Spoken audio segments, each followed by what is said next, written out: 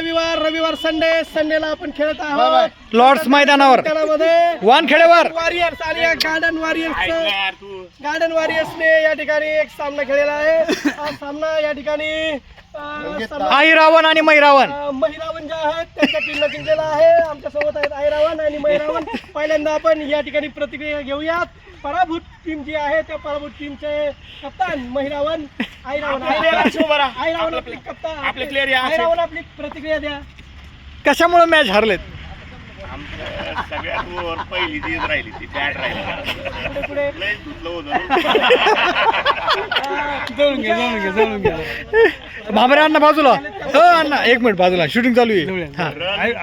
कारण आमच्याकडे प्लेयर जरा गळेल होते. नाही सर, पहिल्या वरचं बोला. जोरदार झाली नाही असं तुमचं मत आहे. मात्र तुम्ही गोलंदाजीच्या संदर्भात काय बोलाल? गोलंदाजी आपण चांगली केली पण पहिल्याच प्लेयरनं घाण केली. नाव सांगा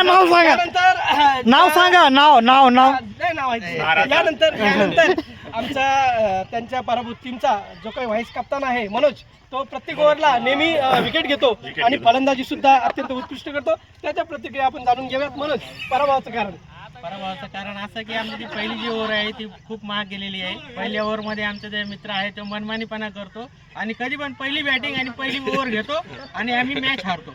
पण किती रन गेले? खुलासा करा. रन किती गेले? त्याच सदस्याने केळी खाऊन 50 रन केले होते. याबद्दल काय सांगा? याबद्दल तो कधी कधी चांगला खेळतो पण कधी कधी मनमानीपणामुळे तो दुसरं एक कारण आहे सर, त्याला केळं लागते. भारत आहे. यानंतर त्याला केळं लागते. निष्कर्ष केळं लागते. दुसऱ्या ओव्हरमध्ये आमच्या कप्तानची विकेट घेणारे सन्माननीय बापू चिलापी आपलं पहिली विकेट माऊलीने टाकली, त्याच्यामुळेच आमची मॅच हरली गेलेली. आणि दुसरी गोष्ट अशी की आम्हाला सुद्धा माहिती नव्हतं की याला प्रत्येक मॅचला केळी लागते.